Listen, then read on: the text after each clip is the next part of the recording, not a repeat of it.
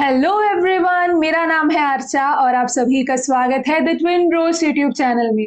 आज हम पढ़ने वाले हैं class 11 geography part a book fundamentals of physical geography का चैप्टर 3 जो कि है इंटीरियर ऑफ द अर्थ। तो ये इस बुक का बहुत ही इंपॉर्टेंट चैप्टर है। तो सबसे पहले ये देख लेते हैं कि इस चैप्टर में हम पढ़ने क्या वाले हैं। सबसे पहले हम ये देखेंगे कि हमारे पास कौन से सोर्सेज अवेलेबल हैं जिनसे हम इंटीरियर ऑफ द अर्थ के बारे में समझ सके, यानी कि अर्थ के इंटीरियर स्ट्रक्चर को समझ सके। फिर हम अर्थक्वेक के बारे में पढ़ेंगे क्योंकि सीस्मिक वेव्स बहुत ही इंपॉर्टेंट है अर्थ के इंटरनल स्ट्रक्चर को समझने के लिए। फिर हम पढ़ेंगे लेयर्स ऑफ द अर्थ या स्ट्रक्चर ऑफ द अर्थ, जिसमें हम क्रस्ट, कोर और मैंटल को पढ़ेंगे। फिर हम वोल्केनोस के बारे में पढ़ेंगे क्योंकि वोल्केनोस भी एक डायरेक्ट सोर्स है और बहुत ही इंपॉर्टेंट सोर्स है। फिर हम वॉल्केनिक लैंडफॉर्म्स पढ़ेंगे जिसमें हम इंट्रूसिव लैंडफॉर्म्स पे फोकस करेंगे। तो बिना किसी देरी के चलिए शुरू करते हैं। तो सबसे पहले हम पढ़ने वाले हैं sources of information about the interior. अब इस टॉपिक को पढ़ाने से पहले मैं कुछ पॉइंट्स आपको बताना चाहूंगी जो आपको आपके ध्यान में रखना है। तो सबसे पहला पॉइंट की जो अर्थ का रेडियस है हमें पता है 6370 है। अब अर्थ के इंटरनल स्ट्रक्चर को समझना है हमें, लेकिन प्रॉब्लम यह है कि हम खुद अर्थ के सेंटर तक नहीं पहुंच सकते। यानी कि अगर हमें कोर को समझना है, यानी कि अर्थ का कोर कैसा है, तो हम कोर तक पहुंच के मटेरियल निकाल के उसे स्टडी नहीं कर सकते क्योंकि अर्थ के सेंटर तक पहुंचना, इतने इंटीरियर में जाना बहुत ही ज्यादा डिफिकल्ट है क्योंकि इतना गर्म है। तो ये तो हमसे नहीं हो पाएगा। अब हमें फिर भी इंटीरियर ऑफ द अर्थ को तो समझना ही है। अब हम ये करते हैं कि हम कुछ इनडायरेक्ट एविडेंसेस निकालते हैं और मेनली हमारा जो नॉलेज है, जितना भी हम अर्थ के इंटरनल स्ट्रक्चर के बारे में जानते हैं, that's mostly based on estimates and inferences, जो कि इन्हीं इनडायरेक्ट एविडेंसेस पे डिपेंड करता है। तो हमारे पास कुछ डायरेक्ट सोर्सेज हैं और कुछ इनडायरेक्ट सोर्सेज हैं जिसके ऊपर हम हमारे पूरे स्टडी को बेस करते हैं। अब डायरेक्ट और इनडायरेक्ट सोर्सेज को समझने से पहले हमें ये जानना होगा कि जो अर्थ का फिजियोग्राफिक स्ट्रक्चर है या फिर जो लैंडस्केप डेवलपमेंट होता है, उसे दो तरह के फोर्सेस इन्फ्लुएंस करते हैं या प्रोसेसेस हम कह सकते हैं। पहला है एक्सोजेनिक प्रोसेसेस या exogenic forces, second is endogenic forces. Exogenic forces क्या होते हैं? एक्सोजेनिक फोर्सेस वो फोर्सेस हैं जो अर्थ के बाहर एक्ट करते हैं, यानी कि सरफेस पे एक्ट करते हैं, जैसे इरोशन का प्रोसेस, वेदरिंग का प्रोसेस। तो ये सारे एक्सोजेनिक प्रोसेसेस हैं जो कि फिजियोग्राफिक स्ट्रक्चर को या लैंडस्केप के डेवलपमेंट को इन्फ्लुएंस करते हैं। सेकेंड है एंडोजेनिक प्रोसेसेस या एंडोजेनिक फोर्सेस, जिसमें आता है अर्थक्वेक, वोल्केनो, जो अर्थ के इंटीरियर में एक्ट करते हैं। तो एक्सोजेनिक फोर्सेस बाहर एक्सटीरियर में और एंडोजेनिक फोर्सेस इंटीरियर में। तो हमने ये बेसिक चीजें समझ ली है। Next will study direct sources and indirect sources. तो सबसे पहले हम पढ़ने वाले हैं डायरेक्ट सोर्सेस। तो मैं पहले ये बताती हूँ कि हमारे पास कौन से सोर्सेज हैं जो डायरेक्टली अवेलेबल है। पहला है माइनिंग। माइनिंग के थ्रू जो मटेरियल हम कलेक्ट करते हैं, फिर कुछ ड्रिलिंग प्रोजेक्ट्स भी हम करते हैं, और सेकेंड है वॉल्केनिक इरप्शन। तो सबसे पहले देख लेते हैं कि माइनिंग कैसे एक डायरेक्ट सोर्स है। तो माइनिंग एक ऐसा प्रोसेस है जिसके मदद से हम मिनरल्स को एक्सट्रैक्ट करते हैं। तो माइनिंग की मदद से हमें यह पता चलता है कि अर्थ के लेयर में जो हर एक लेयर है उसमें किस तरह का मटेरियल या मिनरल अवेलेबल है, किस तरह का रॉक स्ट्रक्चर है। तो ये हम माइनिंग के थ्रू समझ सकते हैं। लेकिन यहाँ पे भी एक इशू है, हम ज्यादा डेप्थ में भी नहीं जा सकते। जैसे यहाँ पे एक एग्जांपल दिया है, जो साउथ अफ्रीका के गोल्ड माइंस है वो 3 से 4 किलोमीटर डीप है। अब इसके आगे हम जा नहीं सकते क्योंकि बहुत ही गर्म होता है। So going beyond this depth is not possible as it is very hot at this depth। तो ये एक पॉइंट है। फिर साइंटिस्ट कुछ ड्रिलिंग प्रोजेक्ट्स पे भी वर्क कर रहे हैं और ये 1 मार्क के लिए बहुत इंपॉर्टेंट है। ये 2 ड्रिलिंग प्रोजेक्ट है major, deep ocean drilling project और इंटीग्रेटेड ओशन ड्रिलिंग प्रोजेक्ट।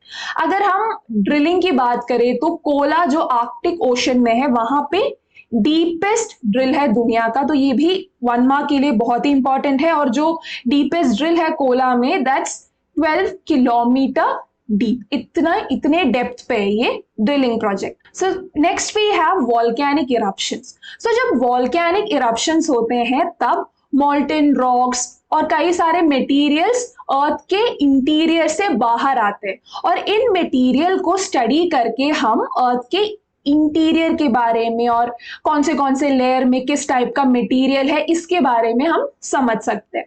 तो माइनिंग, ड्रिलिंग प्रोजेक्ट और वॉल्केनिक इरप्शन डायरेक्ट सोर्सेस में आते हैं। Next we have indirect sources. So indirect sources में हम पढ़ेंगे मीटियोर्स के बारे में, फिर हम देखेंगे ग्रेविटेशनल फोर्स की मदद से हम कैसे मटेरियल कौन से लेयर में है ये पता कर सकते हैं, फिर मैग्नेटिक फील्ड से कैसे हम स्ट्रक्चर को समझते हैं। Then we have seismic activity जो कि बहुत ही इंपॉर्टेंट है। तो सबसे पहले हम देखेंगे कि मीटियोर्स कैसे एक इनडायरेक्ट सोर्स है।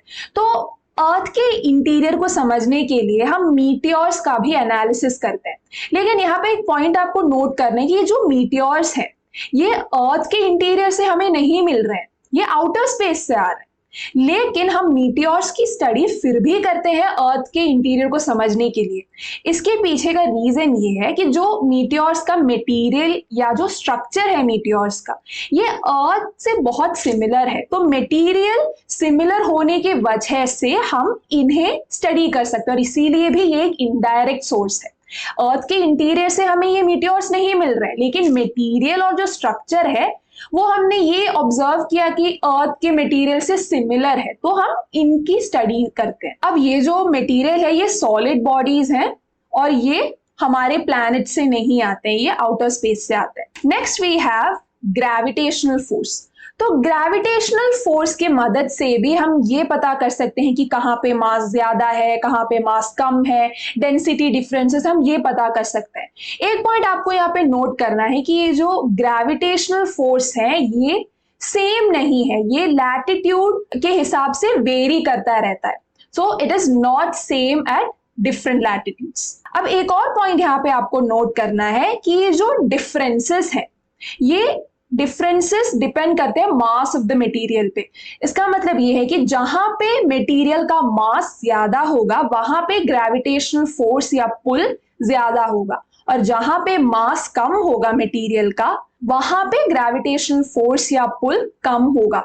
अब इसके मदद से हम ये देख सकते हैं कि कौन से एरिया में मटेरियल का मास ज्यादा है और कौन से एरिया में मटेरियल का मास कम है। अब इसी डिफरेंसेस को यानी कि ग्रेविटेशनल फोर्स वेरी करता है, इसे ही हम ग्रेविटी एनोमली कहते हैं। तो एक पॉइंट आपको यहाँ पे नोट करना है कि gravitational force is not same at different latitudes on the surface.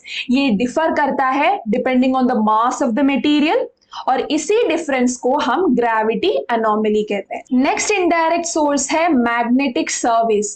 So magnetic surveys के थ्रू हमें ये पता चलता है कि कैसे हमारे क्रस्टल रीजन में यानी कि क्रस्ट जो आउटरमोस्ट लेयर होता है वहां पे कैसे मैग्नेटिक मटेरियल्स को डिस्ट्रीब्यूट किया। मैग्नेटिक सर्वे से हमें ये पता चलता है कि कौन से मटेरियल किस लेयर में। फॉर एग्जांपल मैग्नेटिक सर्वेस और कई सारे स्टडीज के थ्रू हमें ये पता चला कि जो आउटर कोर है वहां पे निकल और आयरन का कॉन्सेंट्रेशन होता है। तो ये हमें मैग्नेटिक सर्वेस, सीस्मिक वेव्स, इन सभी चीजों के थ्रू पता चला है कि कहाँ पे कौन सा मटेरियल है।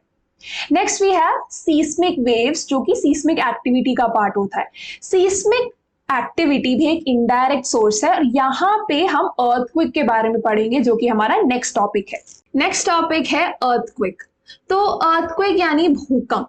अगर हम अर्थक्वेक को डिफाइन करें तो हम सिंपली ये कहेंगे कि violent shaking of the earth या simply shaking of the earth. अब अर्थक्वेक पढ़ना इस चैप्टर में हमारे लिए जरूरी है क्योंकि अर्थक्वेक के वक्त जो सीस्मिक वेव्स जनरेट होते हैं उन सीस्मिक वेव्स के मदद से हम इंटीरियर को समझते हैं अर्थ के, कैसे वो एक लेयर्ड स्ट्रक्चर है, किस किस लेयर में कौन सा मटेरियल है, हम इन्हीं सीस्मिक वेव्स के थ्रू समझते हैं। फॉर एग्जांपल हमें इन्हीं सीस्मिक वेव्स के थ्रू समझ में आया है कि कैसे जो आउटर कोर है वो लिक्विड स्टेट में है, इनर कोर सॉलिड स्टेट में है। तो ये सब हमें इन्हीं सीस्मिक वेव्स के थ्रू समझ में आया है। तो सबसे पहले हम देखते हैं कि अर्थक्वेक होता क्यों है, भूकंप आता क्यों है। So why does the earth shake. तो सबसे पहले आपको ये समझना होगा कि अगर हम रॉक लेयर की बात करें या रॉक स्ट्रक्चर को देखें तो रॉक कई सारे लेयर्स में अरेंज्ड है। अब ये जो ऊपर का सबसे ऊपर वाला लेयर होता है और बाकी सारे लेयर्स सबसे नीचे वाले लेयर पे इतना सारा प्रेशर एक्सर्ट कर रहे हैं और इसी प्रेशर की वजह से ये सारे लेयर्स एक साथ बंधे हुए भी हैं। लेकिन एक पॉइंट आता है जब ये प्रेशर बहुत ही ज्यादा हो जाता है और ये लेयर्स हैंडल ही नहीं कर पाते उस प्रेशर को और किसी ना किसी पॉइंट पे ये जो प्रेशर है ये रिलीज हो जाता है और जो एनर्जी रिलीज होती है सबसे वीकेस्ट पॉइंट को ढूंढ के उस पॉइंट से ये एनर्जी रिलीज हो जाती है और जिस वजह से भूकंप भी आता है। अब टेक्स्ट बुक में हमें ये बताया है कि ये जो एनर्जी रिलीज होती है ये एक फॉल्ट से होती है, यानी कि क्रैक होता है, एक शार्प ब्रेक होता है क्रस्ट में, वहां से ये एनर्जी रिलीज होती है। अब जो भी ये ऊपर वाले रॉक लेयर्स हैं ये नीचे वाले रॉक लेयर्स पे बहुत ही ज्यादा प्रेशर एक्सर्ट करते हैं। अब इसी प्रेशर के वजह से भी जो फ्रिक्शन होता है ये इन सभी लेयर्स को बांध के भी रखता है। लेकिन इन सभी रॉक्स की टेंडेंसी ये होती है कि एक दूसरे से दूर जाए, लेकिन फ्रिक्शन की वजह से ये एक दूसरे से बंधे हुए हैं। लेकिन एक पॉइंट आता है जब ये जो दूर जाने की टेंडेंसी होती है ये बहुत ही ज्यादा बढ़ जाती है और ये जो फ्रिक्शन है इसे भी पार कर लेती है और ये प्लेट्स एक दूसरे से सडनली बहुत ही तेजी से स्लाइड करते या फिर कोलाइड करते हैं, जिस वजह से जो एनर्जी रिलीज होती है वो बहुत ही ज्यादा होती है और इसी वजह से भूकंप आता है। अब ये जो एनर्जी जनरेट होती है, ये जो एनर्जी वेव्स है, ये हर डायरेक्शन में पास होते हैं। अब ये किस तरह के वेव्स हैं, अर्थक्वेक वेव्स, इन सभी के बारे में हम आगे पढ़ेंगे। तो हमने ये देख लिया कि अर्थक्वेक होता क्यों है। So we have answered the question why does the earth shake. अब दो मेजर टर्म्स हैं जिन्हें हमें समझना होगा। पहला है फोकस, दूसरा है एपिसेंटर। तो सबसे पहले देखते हैं कि अर्थक्वेक का फोकस क्या होता है। फोकस पॉइंट तो वो पॉइंट जहां पे ये एनर्जी रिलीज हो रही है। हमने कहा कि ये जो प्लेट्स हैं इनकी टेंडेंसी होती है एक दूसरे से दूर जाने की और किसी पॉइंट पे ये दूर हो भी जाते हैं। अब उस पॉइंट पे एनर्जी रिलीज होती है। अब जहां ये एनर्जी रिलीज हो रही है उस पॉइंट को फोकस कहते हैं या फिर उसे हाइपोसेंटर भी कहते हैं और इसी फोकस से सबसे पहले बॉडी वेव जनरेट होता है जिसके बारे में हम आगे पढ़ें। तो वो पॉइंट जहां पे एनर्जी रिलीज होती है सबसे पहले उस पॉइंट को हम फोकस पॉइंट कहते हैं। उस अर्थक्वेक का फोकस का ही दूसरा नाम है हाइपोसेंटर। 1 मार्क के लिए बहुत ही इंपॉर्टेंट है, कंफ्यूज नहीं होना है हमें। फोकस का ही दूसरा नाम होता है हाइपोसेंटर। दूसरा टर्म है एपीसेंटर। तो हमें हाइपोसेंटर और एपीसेंटर को कंफ्यूज नहीं करना है। हाइपोसेंटर फोकस पॉइंट होता है, एपीसेंटर वो पॉइंट है सरफेस में जहां पे सबसे पहले वेव पहुंचती है। अब ये जो पॉइंट है ये फोकस से सबसे पास वाला पॉइंट होता है।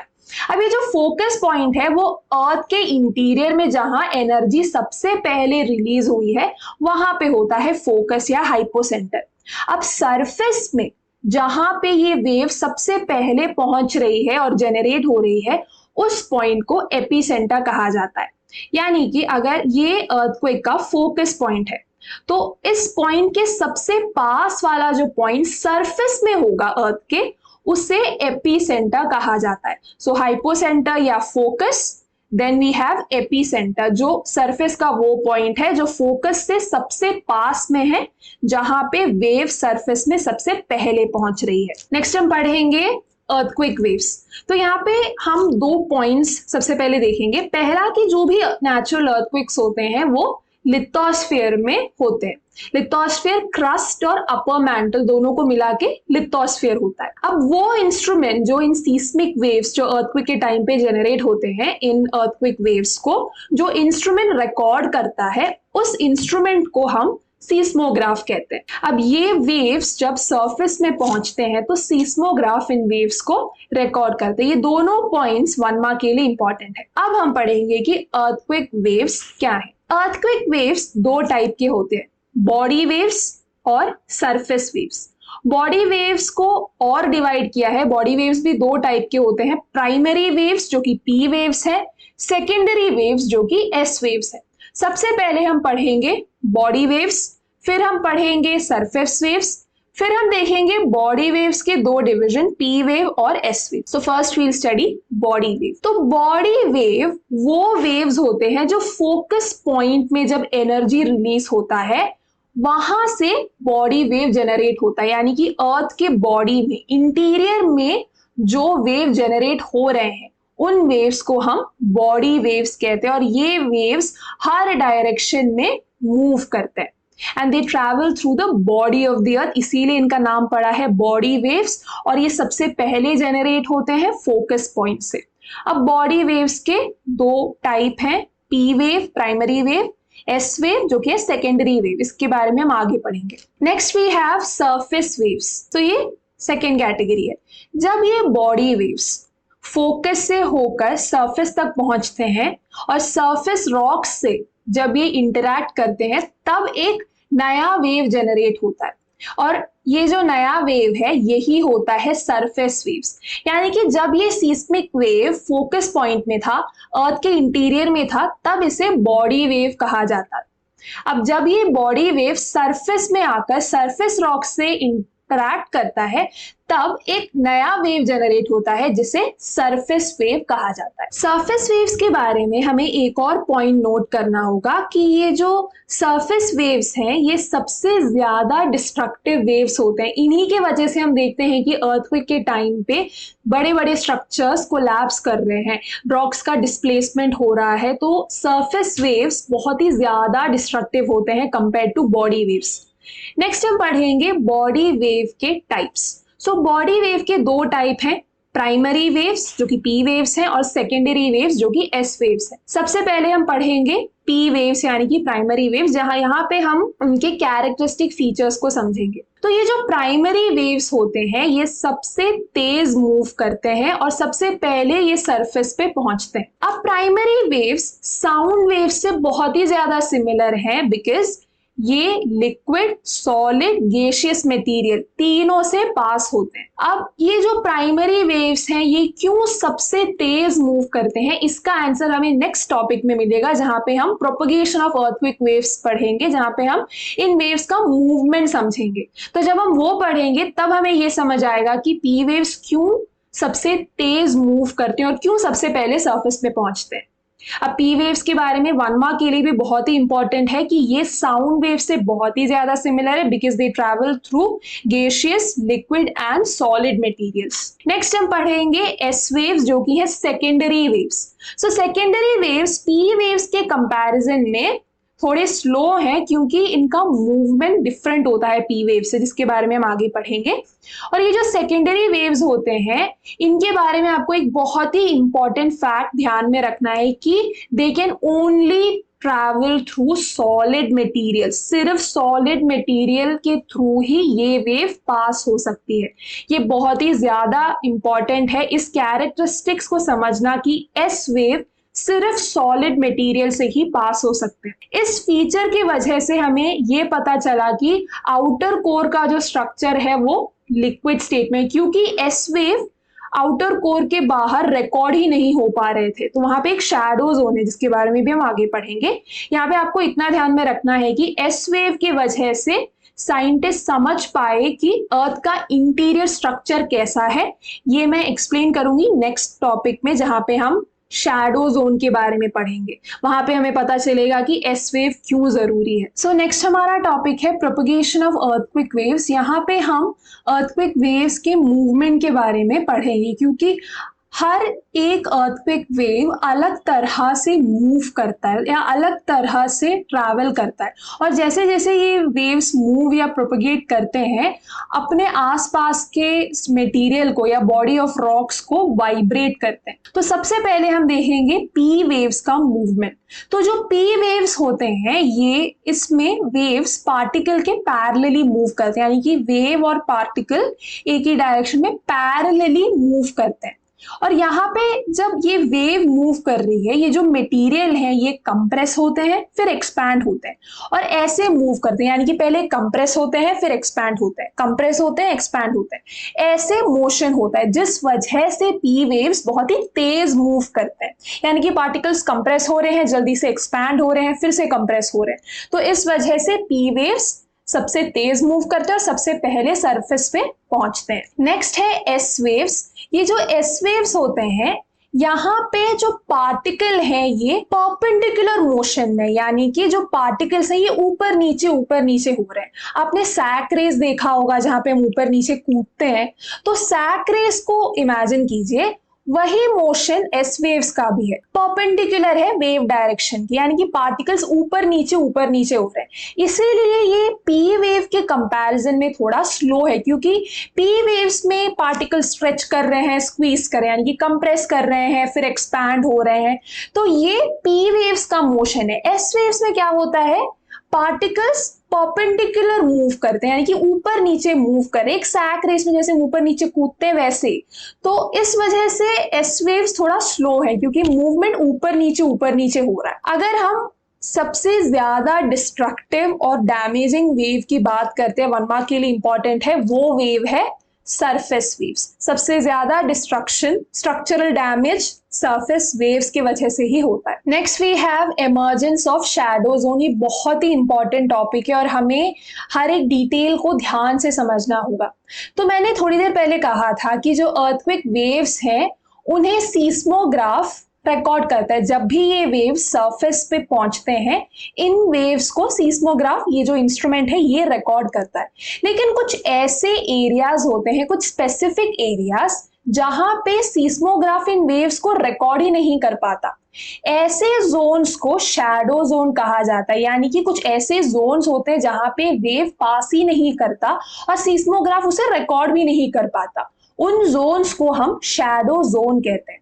अब ये जो दो टाइप के वेव हैं, पी वेव और एस वेव, ये जो दोनों वेव है इनका शैडो जोन अलग अलग है और सबसे ज्यादा शैडो जोन एस वेव का होता है। तो सबसे बड़ा शैडो जोन एस वेव का है। अब हम फिगर 3.2 के मदद से ये समझेंगे कि पी वेव और एस वेव का शैडो जोन क्या है और क्यों है। तो ये है फिगर 3.2, यहाँ पे पी वेव और एस वेव का शैडो जोन का डायग्राम दिया हुआ है। तो सबसे पहले हम पी वेव के शैडो जोन को समझेंगे। तो मान लीजिए ये अर्थ का इंटीरियर है, यहाँ पे क्रस्ट, मैंटल और कोर है, ये जो बीच का सर्कल है ये कोर है, और इस इंटरनल स्ट्रक्चर को हमने दो हाफ में डिवाइड किया है, 0 to 180, ऐसे 180 डिग्री हमने दो हाफ में डिवाइड किया है। अब इस इमेज को अगर हम ध्यान से देखें तो ये पता चलता है कि 105 डिग्री से 145 डिग्री के बीच में यहाँ पे शैडो जोन है पी वेव का, और यहाँ पे भी 105 डिग्री से 145 डिग्री में अगेन यहाँ पे पी वेव का शैडो जोन है। यानी कि ये पता चलता है कि 105 डिग्री से 145 डिग्री के बीच में सीस्मोग्राफ वेव को रिकॉर्ड नहीं कर पा रहा है, इसीलिए ये पी वेव का शैडो जोन बनता है। अब हम यहाँ पे देखते हैं कि ये जो पी वेव है ये मूव कर रहे हैं, यहाँ पे ये स्ट्रेट मूव कर रहे हैं और यहाँ पे ये बेंड हो रहे हैं। अब ऐसा क्यों? यहाँ पे एक इंपॉर्टेंट प्रोसेस आता है रिफ्रैक्शन। रिफ्रैक्शन आपने साइंस में पढ़ा होगा क्लास 9th में। रिफ्रैक्शन एक ऐसा प्रोसेस है जहां पे जब मीडियम में चेंज आता है, यानी कि अगर हम सॉलिड से लिक्विड जा रहे हैं या लिक्विड से सॉलिड जा रहे हैं तो मीडियम में चेंज आ रहा है। जब मीडियम में चेंज आता है तो वेव का डायरेक्शन भी चेंज होता है, वेव बेंड होता है। उस प्रोसेस को हम रिफ्रैक्शन कहते हैं। जब मीडियम में चेंज आता है, यानी कि for example liquid to solid, medium में चेंज आ रहा है, तब वेव बेंड करता है। जब एक दूसरे मीडियम में, एक नए मीडियम में जब वेव एंटर करता है तब जो वेव है वो बेंड होता है और डायरेक्शन में चेंज आता है। तो इस वजह से यहाँ पे मीडियम चेंज हो रहा है, इस वजह से ये वेव है बेंड कर रहे हैं।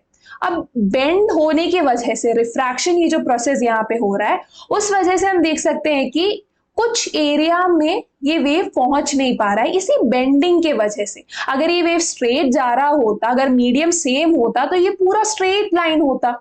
अब ये पूरा स्ट्रेट लाइन नहीं है क्योंकि मीडियम में चेंजेस आ रहे हैं। अब जब मीडियम बदलेगा तो ये जो वेव है ये बेंड होगा। इस प्रोसेस के वजह से कुछ एरिया में ये वेव रिकॉर्ड ही नहीं हो रहे हैं। अब रिफ्रैक्शन की वजह से ये जो 105 डिग्री और 145 डिग्री के बीच में पी वेव्स रिकॉर्ड नहीं हो रहा है। अब एक ऑब्जर्वेशन हमने यहाँ पे किया कि जो इनर कोर है, ये वाला जो एरिया है, इनर कोर वाला जो एरिया है वो सॉलिड स्टेट में है। अब ये हमें कैसे पता चला?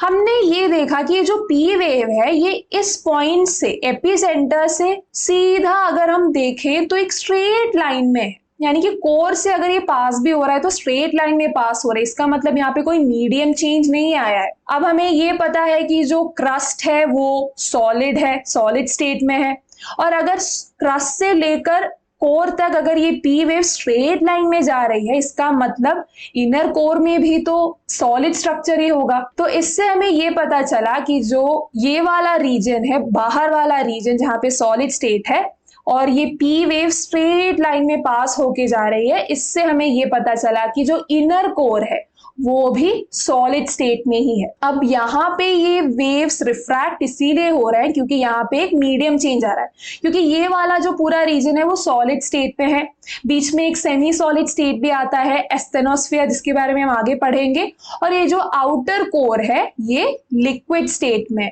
इसीलिए ये जो वेव है पी वेव यहाँ से रिफ्रैक्ट होके जा रहा है। तो ये था पी वेव का शैडो जोन, और ये शैडो जोन है 105 डिग्री से 145 डिग्री के बीच में, और बाकी सभी रीजन में पी वेव्स रिसीव होते हैं।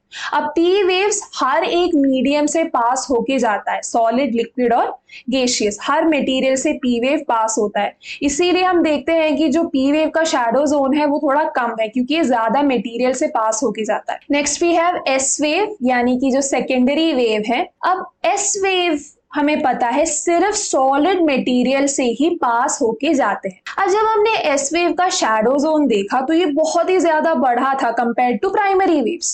105 डिग्री यहाँ से लेकर इस पूरे रीजन को एस वेव का शैडो जोन माना जाता है। इस पूरे रीजन में एस वेव डिटेक्ट ही नहीं होता, सीस्मोग्राफ रिकॉर्ड ही नहीं कर पाता। अब इसका रीजन ये है कि जो शैडो जोन है एस वेव का, ये इस फैक्टर पे डिपेंड करता है कि ये जो एस वेव है ये सिर्फ सॉलिड मटेरियल से ही पास होकर जाता है। अब हमने ये नोट किया कि इस लाइन के बाहर एस वेव तो हम रिकॉर्ड ही नहीं कर पा रहे हैं, ही नहीं। इसका मतलब ये होता है कि ये जो आउटर कोर है ये सॉलिड स्टेट में नहीं है। अगर सॉलिड स्टेट में होता तो एस वेव तो पास करके चला जाता। तब हमें ये पता चला कि ये जो आउटर कोर है ये लिक्विड स्टेट में है, इसीलिए एस वेव पास ही नहीं हो पा रहा है। क्योंकि सॉलिड स्टेट में होता तो पक्का एस वेव पास होके जाता, जैसे प्राइमरी वेव निकल गया। अब एस वेव सिर्फ सॉलिड स्टेट से ही पास होता है, सॉलिड मटेरियल से, इसीलिए आउटर कोर से एस वेव पास ही नहीं हो पाया। इससे हमें ये पता चलता है कि आउटर कोर लिक्विड स्टेट में है। अब इसी वजह से जो एस वेव का शैडो जोन है बहुत ही ज्यादा बढ़ा है, क्योंकि एक ही मटेरियल से पास करने के वजह से ये जो एस वेव होते हैं ये कोर के बाहर जा ही नहीं पाते, और यहीं से हम एक रिफ्रैक्शन का प्रोसेस देखते हैं, जिसके वजह से 105 डिग्री से लेकर यहाँ तक 105 डिग्री तक एस वेव का शैडो जोन है। यहाँ पे एक पॉइंट 1 मार्क के लिए बहुत ही इंपॉर्टेंट है कि एस वेव का शैडो जोन पी वेव के शैडो जोन से बहुत ही बड़ा होता है। नेक्स्ट हम पढ़ेंगे टाइप्स ऑफ अर्थक्वेक। तो यहाँ पे 5 टाइप्स हम पढ़ेंगे। सबसे पहले है टेक्टोनिक अर्थक्वेक। तो टेक्टोनिक अर्थक्वेक्स वो अर्थक्वेक्स हैं जो टेक्टोनिक प्लेट्स की वजह से जनरेट होते हैं। सबसे कॉमन अर्थक्वेक है, यानी कि जब ये प्लेट्स जब स्लाइड करते हैं तब ये टेक्टोनिक अर्थक्वेक्स जनरेट होता है। जब ये जो प्लेट्स है वायलेंटली या अब्रप्टली जब स्लाइड करके चले जाते हैं वहां पे टेक्टोनिक अर्थक्वेक जनरेट होता है, सबसे कॉमन है। नेक्स्ट आता है वॉल्केनिक अर्थक्वेक। नाम से ही पता चलता है जब इंटेंस वॉल्केनिक इरप्शन होता है तब वॉल्केनिक अर्थक्वेक जनरेट होता है। ये मोस्टली हम एक्टिव वॉल्केनोज वाले रीजन में देखते हैं। एक्टिव वॉल्केनोज वो वाले वॉल्केनोज होते हैं जो बार बार फटते रहते हैं। तो वॉल्केनिक अर्थक्वेक वॉल्केनिक इरप्शन की वजह से जनरेट होता है। नेक्स्ट द थर्ड टाइप जो है वो है कोलैप्स अर्थक्वेक। तो collapse earthquake mostly intense mining activity की वजह से होता है। जब बहुत ही ज्यादा माइनिंग एक्टिविटी होती है तब खतरा रहता है कि अंडरग्राउंड जो रूफ्स होते हैं, माइनिंग रूफ्स, वो नीचे गिर जाते हैं, कोलैप्स करते हैं, और इतने जोर से वो नीचे गिरते हैं, कोलैप्स करते हैं, जिसके वजह से माइनर ट्रेमर्स जनरेट होते हैं। तो अर्थ शेक करने लगता है इंटेंस माइनिंग एक्टिविटी के वजह से। जब अंडरग्राउंड मूव कोलैप्स करते हैं, जोर से धड़ाम से नीचे गिर जाते हैं, तब माइनर ट्रेमर्स जनरेट होते हैं, और इसी को कोलैप्स अर्थक्वेक कहा जाता है। फोर्थ टाइप है एक्सप्लोजन अर्थक्वेक। अब एक्सप्लोजन अर्थक्वेक तब होता है जब कोई केमिकल या न्यूक्लियर एक्सप्लोजन होता है, जब न्यूक्लियर टेस्टिंग होती है, तो इतना एनर्जी रिलीज होता है जिसकी वजह से ट्रेमर्स जनरेट होते हैं, अर्थ शेक करने लगता है, ग्राउंड शेक करने लगता है, because of explosion of chemical और न्यूक्लियर डिवाइसेस। इसे एक्सप्लोजन अर्थक्वेक कहा जाता है। Fifth we have reservoir induced earthquake या फिर डैम इंड्यूस्ड अर्थक्वेक। तो रिजर्वॉयर में जो पानी स्टोर किया जाता है, वो पानी भी बहुत ही ज्यादा प्रेशर एक्सर्ट करता है, जो सबसे नीचे वाला जो रॉक लेयर होता है। तो इतना सारा पानी जब इतने टाइम के लिए हम एक ही जगह में स्टोर करके रख रहे हैं, तो वो पानी भी तो प्रेशर एक्सर्ट करेगा। कभी कभी एक पॉइंट आता है जब ये प्रेशर जो सबसे नीचे वाला रॉक लेयर है सहन नहीं कर पाता। उस पॉइंट के बाद कभी कभार अर्थक्वेक्स जनरेट होते हैं, ग्राउंड शेक करने लगता है, तो डैम इंड्यूस्ड या रिजर्वॉयर इंड्यूस्ड अर्थक्वेक्स भी होते हैं। तो हमने 5 तरह के अर्थक्वेक्स पढ़े: tectonic earthquake, volcanic earthquake, collapse earthquake, explosion earthquake और रिजर्वॉयर इंड्यूस्ड अर्थक्वेक। 1 मार्क के लिए बहुत ही ज्यादा इंपॉर्टेंट है। Next we have measuring earthquake. तो हम अर्थक्वेक को मेजर कैसे करते हैं? तो पहले हमने पढ़ा कि हम अर्थक्वेक वेव्स को रिकॉर्ड करते हैं सीस्मोग्राफ के थ्रू, वो एक इंस्ट्रूमेंट है। यहाँ पे हम ये देखेंगे कि कौन सी स्केल की मदद से हम अर्थक्वेक को मेजर करते हैं। तो 2 स्केल है हमारे पास। एक होता है जिसके मदद से हम मैग्नीट्यूड को मेजर करते हैं, जिसे रिचर स्केल कहा जाता है, और दूसरा है इंटेंसिटी मेजर करने के लिए हमारे पास एक इंटेंसिटी स्केल है, जिसे मर्कली स्केल कहा जाता है। तो सबसे पहले देखते हैं कि मैग्नीट्यूड को कैसे मेजर करते हैं। तो मैग्नीट्यूड स्केल को हम रिचर स्केल कहते हैं। मैग्नीट्यूड की मदद से, ये जो मैग्नीट्यूड स्केल है, इसके मदद से हम ये मेजर करते हैं कि कितनी एनर्जी रिलीज हुई है अर्थक्वेक के टाइम पे, और इस मैग्नीट्यूड को हम एक्सप्रेस करते हैं 0 से 10 के बीच में। आपने न्यूज़पेपर में पढ़ा होगा कि मैग्नीट्यूड 6 का अर्थक्वेक आया है, रिचर स्केल में उसका मैग्नीट्यूड 6 था या 5 था। तो जो भी अर्थक्वेक 5 से ज्यादा होते हैं, रिचर स्केल में जब मैग्नीट्यूड 5 से ऊपर होता है या 5 से ऊपर, वो बहुत ही ज्यादा डिस्ट्रक्टिव अर्थक्वेक होता है। तो मैग्नीट्यूड वो एनर्जी मेजर करते हैं, और इसका जो नंबर है वो रेंज 0 to 10 है। नेक्स्ट है इंटेंसिटी स्केल। अब इंटेंसिटी स्केल को मर्कली स्केल भी कहा जाता है। तो इंटेंसिटी स्केल से हम ये मेजर करते हैं कि कितना विजिबल डैमेज हुआ है, प्रॉपर्टी, लाइफ, कितना डिस्ट्रक्शन और विजिबल डिस्ट्रक्शन कितना हुआ है। और इंटेंसिटी स्केल का रेंज है 1 to 12। तो जो मैग्नीट्यूड स्केल या रिचर स्केल है, उसका जो रेंज है वो है 0 to 10। इससे हम मेजर करते हैं कि कितनी एनर्जी रिलीज हुई है अर्थक्वेक के टाइम पे। दूसरा है इंटेंसिटी स्केल, जिसमें हम अर्थक्वेक की इंटेंसिटी मेजर करते हैं, कि कितना विजिबल डैमेज हुआ है, और इंटेंसिटी स्केल का रेंज है 1 to 12। अगर मैं आपको इसे एक एग्जाम्पल से समझाऊं, आप सीढ़ियों से नीचे गिर गए। अब आप कितने सीढ़ियों से नीचे गिरे, सपोज आप 5 सीढ़ियों से नीचे गिर गए, वो हो गया आपका मैग्नीट्यूड, कि आप कितने सीढ़ियों से नीचे गिरे, वो हो गया मैग्नीट्यूड। अब आप कितने जोर से गिरे, वो हो गया इंटेंसिटी। तो मैग्नीट्यूड और इंटेंसिटी में यही डिफरेंस है। मैग्नीट्यूड में हम मेजर करते हैं कि अर्थक्वेक के टाइम पे एनर्जी कितनी रिलीज हुई, इंटेंसिटी में हम ये मेजर करते हैं कि कितना विजिबल डैमेज हुआ। नेक्स्ट टॉपिक है इफेक्ट्स ऑफ अर्थक्वेक। तो हम अर्थक्वेक के कुछ इमीडिएट हजार्डस इफेक्ट्स देखने वाले हैं। तो सबसे पहले जब अर्थक्वेक होता है, सबसे पहले हम इफेक्ट देते हैं ग्राउंड शेकिंग का, यानी कि ग्राउंड हिलने लगता है, वायलेंटली हिलने लगता है। फिर डिफरेंशियल ग्राउंड सेटलमेंट भी होता है। डिफरेंशियल ग्राउंड सेटलमेंट में स्ट्रक्चर का एक हिस्सा या एक साइड नीचे धंस जाता है, जिसकी वजह से वो स्ट्रक्चर पूरा टिल्ट करने लगता है और क्रैक्स भी डेवलप होते हैं। फिर लैंडस्लाइड और मड स्लाइड भी होता है। लैंडस्लाइड जो कि भूस्खलन है, और मड स्लाइड जहाँ पे कीचड़ धंस जाते हैं वो। फिर सॉइल लिक्विफैक्शन भी होता है, जहाँ पे सॉइल अपना स्ट्रेंथ लूज करते हैं, जिसकी वजह से भी डिस्प्लेसमेंट होता है, शेक करने लगती है, क्योंकि सॉइल अपना जो स्ट्रेंथ है वो छोड़ देता है। फिर ग्राउंड लर्चिंग, ग्राउंड भी वायलेंटली मूव करने लगता है, सो जमीन भी घिसकने लगती है। फिर अवलांचेस, अवलांचेस जब हिल्स और माउंटेन के स्टीप स्लोप में जब तेजी से स्नो या रॉक मटेरियल तेजी से नीचे गिरते हैं, वो अवलांचेस होते हैं।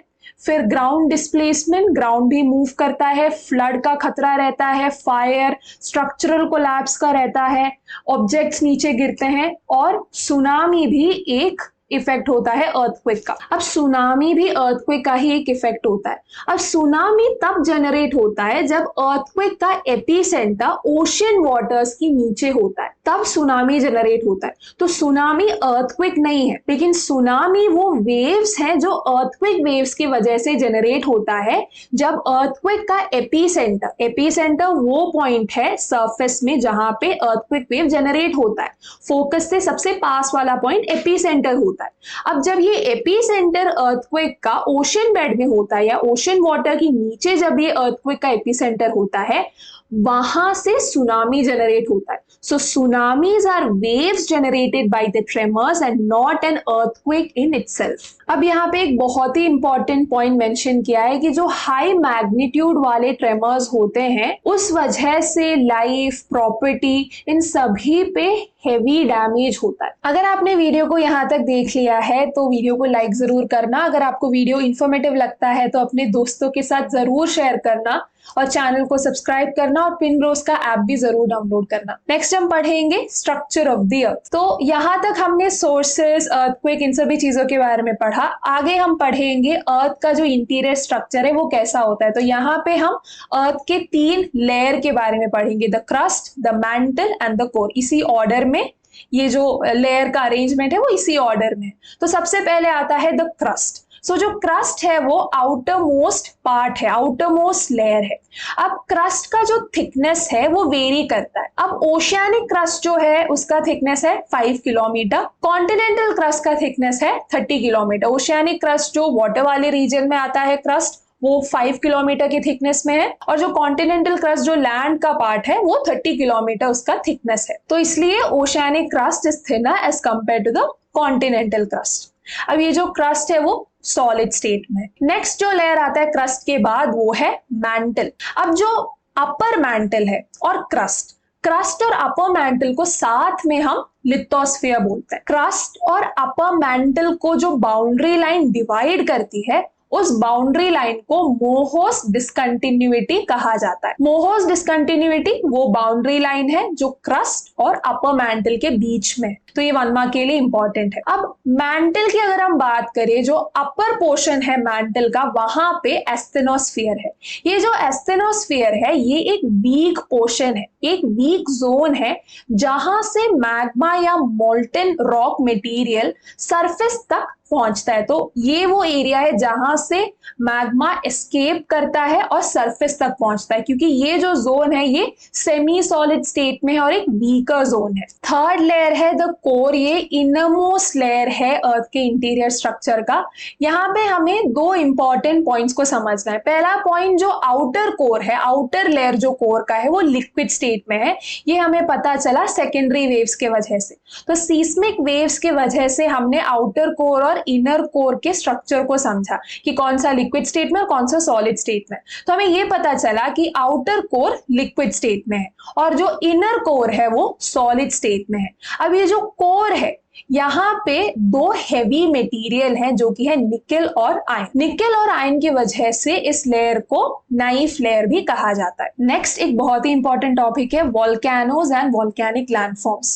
सो वोल्केनिक इरप्शन एक डायरेक्ट सोर्स है इंटीरियर स्ट्रक्चर को समझने के लिए, क्योंकि वोल्केनिक इरप्शन के वक्त gases, ashes, molten rock material, lava, ये सारी चीजें रिलीज होती है और सरफेस तक पहुंचती है। अब वोल्केनो 3 टाइप के हैं, एक्टिव वोल्केनो, डोर्मेंट या स्लीपिंग वोल्केनो, एक्सटिंक्ट वोल्केनो। सबसे पहले देखते हैं कि एक्टिव वोल्केनो क्या है। तो एक्टिव वोल्केनो कॉन्स्टेंटली इरप्ट होते रहते हैं और हमेशा इरप्ट होने का खतरा बना ही रहता है, वो active volcano. Example mount Etna in Italy. Next dormant volcano या स्लीपिंग वोल्केनो। तो स्लीपिंग वोल्केनो नाम से पता चलता है कि ये वोल्केनोस एक टाइम पीरियड के लिए शांत रहते हैं, सो रहे होते हैं, लेकिन कभी भी फट सकते। तो इसीलिए ये वॉल्केनोस बहुत ही डेंजरस होते हैं। एक्टिव वॉल्केनोस तो डेंजरस है ही, हमेशा वहां पे इरप्शन होता ही रहता है, लेकिन ये जो डोरमेंट वॉल्केनो या स्लीपिंग वॉल्केनो ये भी बहुत ही डेंजरस है, क्योंकि एक टाइम पीरियड के लिए शांत रहते हैं लेकिन कभी भी ये फट सकते हैं। इसका एक एग्जांपल है माउंट किलिमंजारो। थर्ड टाइप है एक्सटिंक्ट वॉल्केनो, यानी कि ये वॉल्केनो अब एक्सटिंक्ट हो चुके हैं, यहाँ पे वॉल्केनिक इरप्शन नहीं होता है, इनका मैग्मा चैम्बर जो है वो बंद हो चुका है, तो वो है extinct volcano. Example Ben नेविस Scotland में है, ये एक एक्सटिंक्ट वॉल्केनो, यहाँ पे मैग्मा चैम्बर बंद हो चुका है, यहाँ पे अब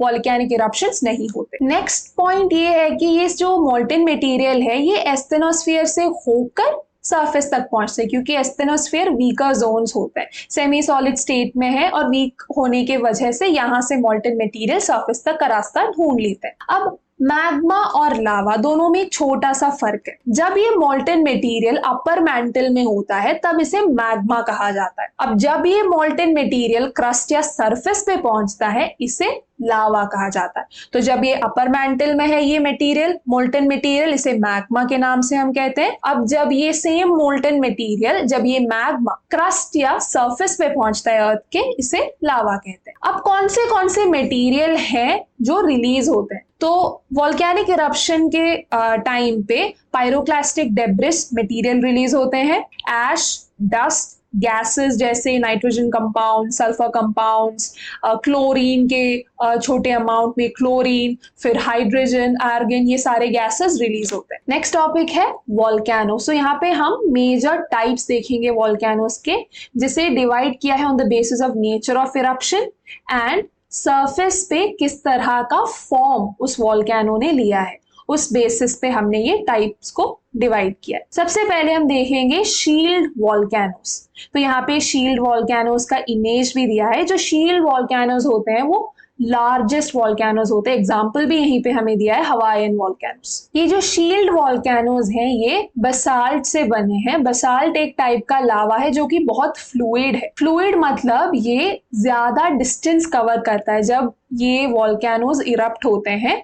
अब ये जो लावा है ये दूर तक फैलता है क्योंकि इसका नेचर फ्लूइड नेचर है। अब ये जो शील्ड वॉल्केनोस होते हैं ये इतने एक्सप्लोजिव तो नहीं है, लो एक्सप्लोजिविटी है, लेकिन अगर वेंट में पानी घुस जाता है तब ये बहुत ही ज्यादा एक्सप्लोजिव होते हैं और वायलेंट आउटबर्स्ट होता है। यहाँ पे हमें सिंडर कोन के बारे में भी बताया है। आप यहाँ पे ये इमेज देख सकते हो, तो ये सिंडर कोन है। तो यहाँ पे ये सिंडर कोन तब डेवलप होता है जब वायलेंट बर्स्ट हो रहा है, वायलेंट इरप्शन हो रहा है। अब जब एक्सप्लोजन हो रहा है तो जो कोन होता है, टॉप का जो पॉइंट होता है, उसे ये उड़ा देते हैं। इरप्शन की वजह से वो रीजन उड़ जाता है और यहाँ पे एक सिंडर कोन जैसा स्ट्रक्चर डेवलप होता है। So the upcoming lava moves in the form of a fountain and throws out the cone at the top of the vent and develops into a cinder cone. Second type है composite volcanoes. ये जो composite volcanoes हैं ये ज्यादा explosive है, ज्यादा explosive eruptions composite volcanoes में होता है और ये जो लावा रिलीज होता है वो ज्यादा विशियस लावा है और ये जो लावा है ये ज्यादा एरिया कवर नहीं करता क्योंकि फ्लूइड नहीं है। जो शील्ड वॉल्केनोज होते हैं वो बेसाल्टिक टाइप के, वो फ्लूइड लावा है और जो कंपोजिट वॉल्केनोज होते हैं वो ज्यादा विशियस लावा है और ज्यादा दूर तक ये मूव नहीं करते और बहुत ही ज्यादा एक्सप्लोजिव है, वायलेंट एक्सप्लोजन होता है। अब ये जो कंपोजिट वॉल्केनोज होते हैं, अब यहाँ पे जो भी मटेरियल रिलीज हो रहा है फ्लूइड ना होने की वजह से वो यहीं तक ही सीमित रहता है, ज्यादा दूर नहीं जाता और ऐसे ही एक के ऊपर एक लेयर के फॉर्म में एड ऑन होते रहता है। अब एक बार इरप्शन हुआ, एक लेयर फॉर्म हुआ, दूसरी बार दूसरी लेयर, तो ऐसे करते करते अलग अलग लेयर्स फॉर्म होते हैं क्योंकि ये ज्यादा दूर तक नहीं जा रहे हैं। तो इसी एरिया में वेंट ओपनिंग के पास ही ज्यादा दूर तक ही जा नहीं रहे हैं, तो ऐसे लेयर फॉर्म होते हैं और एक कंपोजिट वॉल्केनो डेवलप होता है। नेक्स्ट है caldera. So these are the most explosive volcanoes. सो अर्थ का जो सबसे ज्यादा एक्सप्लोसिव वॉल्केनो है वो कैल्डेरा है। अब कैल्डेरा इतने एक्सप्लोसिव हैं कि जब ये इरप्ट होते हैं, इतने वायलेंटली इरप्ट होते हैं कि खुद ही पे गिर जाते हैं। So they tend to collapse on themselves, और इस वजह से ये जो कोलैप्स डिप्रेशन है इन्हीं को कैल्डेरास कहा जाता है। यानी कि कैल्डेरास इतने ज्यादा एक्सप्लोसिव है कि जब इरप्ट करते हैं तो इतने जोर से इरप्ट करते, इतना फोर्स होता है, इतनी एनर्जी रिलीज होती है कि वो खुद पे ही गिर जाते हैं, और इन्हीं कोलैप्स डिप्रेशंस को हम कैल्डेरास कहते हैं। Next, flood basalt province. So ये जो फ्लड बसाल्ट प्रोविंस होते हैं, यहाँ पे जो वॉल्केनोज हैं ये बसाल्टिक नेचर में है, यानी कि हाईली फ्लूइड लावा है। जैसे हमने शील्ड वॉल्केनोज में कहा था कि वहां पे भी जो लावा है वो बसाल्ट है और ज्यादा एरिया कवर करता है क्योंकि फ्लूइड लावा होता है। वैसे ही ये जो फ्लड बसाल्ट प्रोविंसेस होते हैं, यहाँ पे जो वॉल्केनोज है यहाँ से हाईली फ्लूइड लावा निकलता है और ये लॉन्ग डिस्टेंस कवर करते हैं। एग्जाम्पल है डेक्कन ट्रैप जो इंडिया में ही है। नेक्स्ट है mid ocean ridge volcanoes. So mid ocean ridge volcanoes के बारे में हम डिटेल में नेक्स्ट चैप्टर में पढ़ेंगे। यहाँ पे हम सिंपल सा डेफिनेशन देख लेते हैं कि मिड ओशन रिज वॉल्केनोज वो वॉल्केनोज होते हैं जो ओशियन एरियाज में, यानी कि ओशियानिक एरियाज में जो वॉल्केनोज हैं उन्हें मिड ओशन रिज वॉल्केनोज कहा जाता है। और मिड ओशन रिज वॉल्केनोज का जो सेंट्रल पार्ट होता है वहां पे सबसे ज्यादा इरप्शंस होते हैं और सबसे ज्यादा फ्रीक्वेंटली इरप्शंस सेंट्रल पोर्शन में होते हैं मिड ओशन रिज के। लास्ट टॉपिक है वॉल्केनिक लैंडफॉर्म्स। सो वॉल्केनिक लैंडफॉर्म्स में यहाँ पे हम मेनली इंट्रूसिव लैंडफॉर्म्स पढ़ेंगे। उससे पहले देख लेते हैं कि वॉल्केनिक लैंडफॉर्म्स के टाइप क्या क्या है। अब ये जो लावा जो रिलीज होता है वॉल्केनिक इरप्शन के टाइम पे वो कूल करता है, कूल डाउन होता है और सॉलिडिफाई भी होता है, और यहाँ पे इग्नियस रॉक्स का फॉर्मेशन होता है। रॉक फॉर्मेशन के बारे में भी हम आने वाले चैप्टर्स में पढ़ेंगे। यहाँ पे आप इतना समझ लीजिए कि जब लावा वॉल्केनिक इरप्शन के वक्त रिलीज होता है वो कूल डाउन करता है, सॉलिडिफाई करता है और यहाँ पे फॉर्मेशन होता है इग्नियस रॉक्स का। अब ये जो लावा कूल डाउन करता है और ये जो कूलिंग होता है ये या तो सरफेस पे हो सकता है या तो ये लावा क्रस्ट में ही कूल हो सकता है। जब ये लावा सरफेस पे कूल डाउन करता है, जब ये कूलिंग का प्रोसेस सरफेस पे होता है, तब इसे वॉल्केनिक रॉक्स कहा जाता है। यानी कि वो इग्नियस रॉक्स जो सरफेस में लावा के कूल डाउन होने के वजह से फॉर्म होते हैं उन्हें वॉल्केनिक रॉक्स कहा जाता है। यानी कि कूलिंग सरफेस पे हो रही है। अब जब ये कूलिंग क्रस्ट में हो रही है उन रॉक्स को प्लूटोनिक रॉक्स कहा जाता है। अब जब ये लावा कूल डाउन करता है क्रस्टल एरिया में, वहां पे जो प्लूटोनिक रॉक्स है, यहाँ पे जो फॉर्मेशन है उन्हें इंट्रूसिव फॉर्म्स कहा जाता है।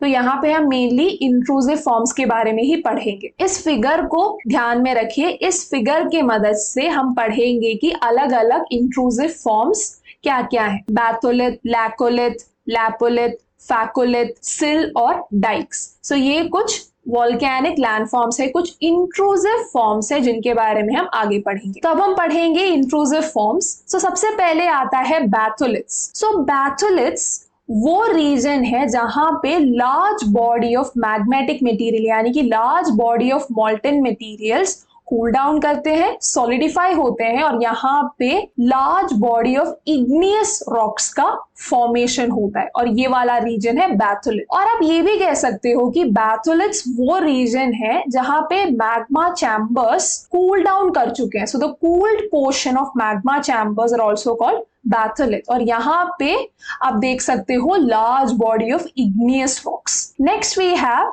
लैकोलिथ्स। So laccoliths dome shaped structure होते हैं। तो ये जो पोर्शन आप जब पढ़ोगे आपको शेप याद रखना है। हर फीचर किस शेप में, यानी कि हर फॉर्म का बेसिक स्ट्रक्चर या फीचर क्या है। सो बैथोलिथ हमने देख लिया, यहाँ पे इग्नियस रॉक्स का फॉर्मेशन हम देखते हैं, large body of igneous rocks. वैसे ही लैकोलिथ में हम देखते हैं डोम शेप्ड स्ट्रक्चर्स, यानी कि इस शेप में जो स्ट्रक्चर्स होते हैं वो लैकुलिथ है। नेक्स्ट वी हैव लोपोलिथ, फैकुलिथ और सिल्स। तो सबसे पहले देखते हैं कि ये लोपोलिथ क्या है। तो लोपोलिथ सॉसर शेप के स्ट्रक्चर्स हैं, यानी कि इस शेप में एक प्लेट, एक छोटी सी प्लेट की तरह जब ये स्ट्रक्चर फॉर्म होता है उसे हम लोपोलिथ कहते हैं। अब आप सोच रहे होंगे ये स्ट्रक्चर्स फॉर्म कैसे होते हैं। अब मैंने बैथोलिथ कहा, लैकुलिथ कहा, लोपोलिथ कहा, ये स्ट्रक्चर्स फॉर्म इसीलिए होते हैं, आप इस इमेज में देख सकते हो। जब भी ये मैग्मा वर्टिकली या हॉरिजॉन्टली मूव करता है तो कुछ कुछ एरियाज होते हैं जो वीक एरियाज होते हैं,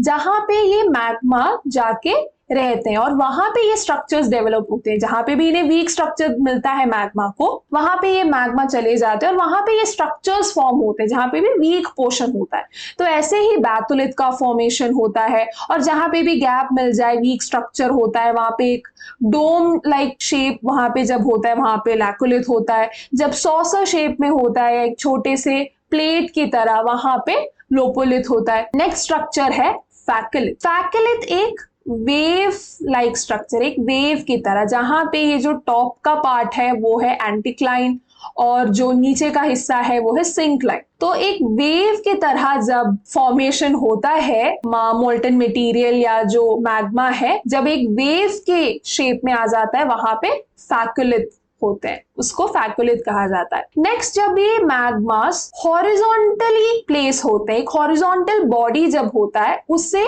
सिल या शीट कहा जाता है। थिकनेस पे डिपेंड करता है, अगर थिन बॉडी है, थिन हॉरिजॉन्टल बॉडी है तो उसे शीट कहा जाता है, अगर थिक हॉरिजॉन्टल बॉडी है तो उसे सिल कहा जाता है। नेक्स्ट है डाइक्स। अब जब भी मैग्मा वर्टिकल पोजीशन में सॉलिडिफाई करते हैं या कूल डाउन करते हैं, वहां पे डाइक्स का डेवलपमेंट होता है। ये वॉल लाइक स्ट्रक्चर होते हैं, परपेंडिकुलर है यानी कि वर्टिकल है, स्ट्रेट है ग्राउंड के, ग्राउंड से अगर हम देखें तो परपेंडिकुलर है, एक वॉल लाइक स्ट्रक्चर फॉर्म करते हैं, तो ये है डाइक्स।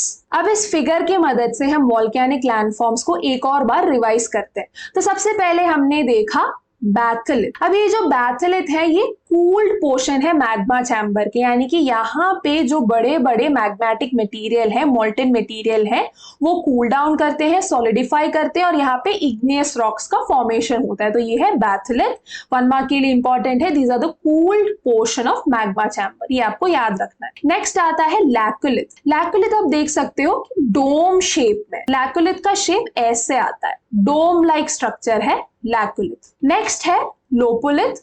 लोपोलिथ सॉसर शेप के होते हैं, इस शेप में होते हैं लोपोलिथ। नेक्स्ट है फैकुलिथ। ये जो फैकुलिथ होते हैं वो एक वेव की तरह है, एक वेव लाइक स्ट्रक्चर है। ऐसे जब मैग्मा सॉलिडिफाई करता है या फिर कहीं जाके कूल डाउन करता है क्रैक्स में या कहीं पे भी घुस के, जब ऐसा एक वेव की तरह एक स्ट्रक्चर जब फॉर्म होता है उसे हम फैकुलिथ कहते हैं। फिर जब ऐसे हॉरिजॉन्टल बॉडीज फॉर्म होते हैं उसे सिल कहा जाता है। अगर थिन हो ये हॉरिजॉन्टल बॉडी तो वो शीट होती है, अगर थिक बॉडी हो हॉरिजॉन्टली उसे सिल कहा जाता है। तो सिल भी हमने देख लिया। फिर आते हैं डाइक्स। ये जो वर्टिकल बॉडीज हैं, जब क्रैक्स में घुस के ये मैग्मा जब वर्टिकली कूल डाउन करके सॉलिडिफाई करता है परपेंडिकुलर टू द ग्राउंड, वहां पे डाइक्स का फॉर्मेशन होता है। So this was chapter 3, the interior of the earth. I really hope कि आपको अच्छे से समझ में आ चुका होगा। अगर कोई भी डाउट है तो आप कमेंट सेक्शन में पूछ सकते हो। आप ट्विन ब्रोस का टेलीग्राम चैनल ज्वाइन करना ताकि आप भी ह्यूमैनिटीज के एक स्ट्रॉन्ग कम्युनिटी से कनेक्टेड रहो। आप ट्विन ब्रोस का ऐप भी डाउनलोड कर सकते हो ताकि आपको सारे अपडेट्स मिलते रहे और नोट्स का भी एक्सेस मिले। And do check out the website. जल्दी ही मिलते हैं नेक्स्ट चैप्टर के एक्सप्लेनेशन के साथ। बाय।